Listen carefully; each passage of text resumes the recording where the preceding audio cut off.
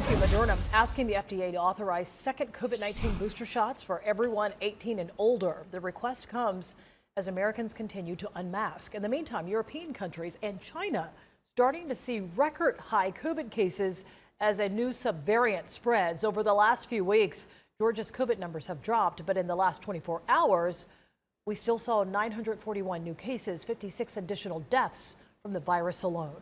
The days of finding the elusive COVID test used to resemble miners striking gold, remember? But now take a look at these photos from a Kroger in Lilburn. Bargain bins filled to the brim with COVID tests, selling at a fraction of the price in case you need one.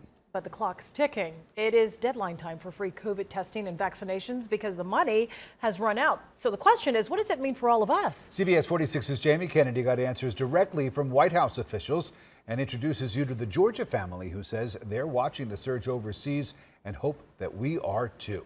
For Wendy Hamilton and her family, the pandemic has been one of caution for herself and her daughter, already dealing with other health risks. My child has severe food allergies. Knowing that I have asthma and already experiencing that shortness of breath, I don't want to become a long hauler. So while many of us get back to normal and once scarce COVID tests are now bargain bin pickups, for Hamilton and her family, the current COVID surge both Europe and China are experiencing is a worry. From what I've been following on my various verified epidemiologists, now's the time to prepare. We've got a little bit of a sweet spot. That sweet spot could be as little as 6 to 8 weeks. Deaths in Hong Kong are trending above 212 daily, while cases in the UK have risen by 120%, according to the University of Oxford. It just reminds us of the fact that it's important to keep in mind this pandemic is not over. Though cases have dropped starkly in Georgia and across the country, White House officials say if COVID funding